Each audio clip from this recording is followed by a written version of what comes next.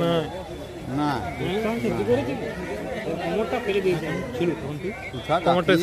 সেই উপরটা গেছে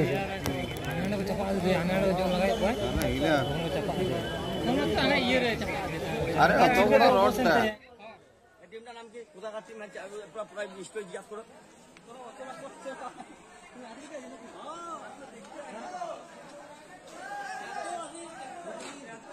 না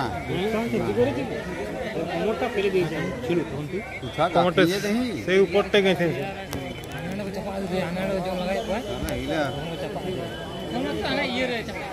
আরে অত বড় রডটা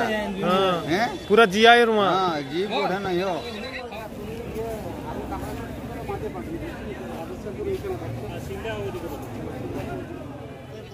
ঠিকই আছে এটা ইয়ার পরে তো হবে তাই বলে ঠিক আছে লাপাটি এসেছিল ওটা পাটি বার করতে পারেনি সন্ধ্যা নাগাদ আহত করেছে একটা হাতিকে আহত করেছে এখন সেটা পড়ে আছে আর তিনটে হাতি দুটো বাচ্চা একটা মা তার এখানে ঢুকেছে কলেজের ভিতরে ঢুকেছে ওটা বার করার জন্য রেডি হচ্ছে ফরেস্টের ডিপার্টমেন্টের লোক আর আহত করেছে ফরেস্টের লোকই করেছে গোলাপাটিরে আহত করেছে আর একটা সেই হাতির অবস্থা কি আশঙ্কাজনক দেখা যাচ্ছে এখনো কোনো আশঙ্কাজনক শহর থেকে বের করে দেওয়ার কথা সুস্থ বের করতে পারা যায়নি কারণ পাবলিক প্রচুর চারিদিকে ঘেরানো ছিল প্রশাসন তো সকাল থেকে চেষ্টা করছে কিন্তু মানুষকে সহায়তা করেনি হাতি অনুমতি এখান থেকে ভারত চায়নি আর কি সন্ধ্যা হলে তার ভারতে চায়নি ওই জন্য সন্ধ্যা হয়েছে হয়তো মুভ করতে পারে চেষ্টা করছে সবাই আশা করছি যেটা হবে না কারণ প্রশাসন চাইছে ব্যারিকেড করে রেখেছে আর কি আতঙ্কিত সবাই ঝাড়গ্রামবাসী আতঙ্কিতের মধ্যে আছে প্রত্যেক দিন একটু পেঁয়াজ নেই কালো আর সকালবেলা একজন মানুষকে মেরেছে হাতি শহরে কি এর আগে কখনো এরকম ভাবে হাতি ঢুকেছে হ্যাঁ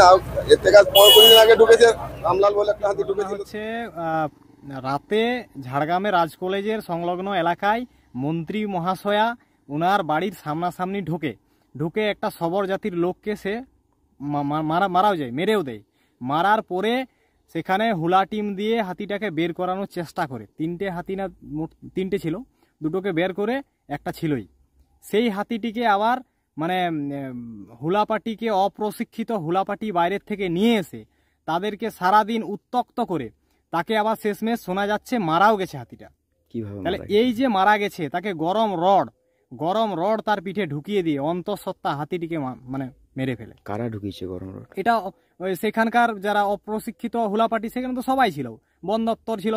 শুধুমাত্র বনমন্ত্রী ছাড়া সেখানে বন দপ্তরের প্রত্যেকটা আধিকারিকই ছিল কিন্তু বনমন্ত্রী আমি জানি না মানে কোথায় মুখ লুকাচ্ছে না কি করছে তাকে কিন্তু দেখা যায়নি একটা তার বিবৃতি শোনা যায়নি যে সে কোনো ব্যবস্থাও গ্রহণ করেননি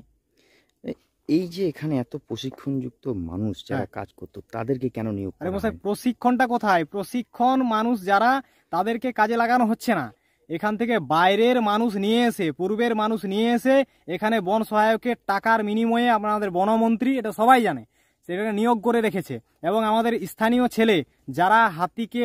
মানে তার গতিপথে নির্দিষ্টভাবে পরিচালনা করে তারা রীতিমতো কাজ পায় না।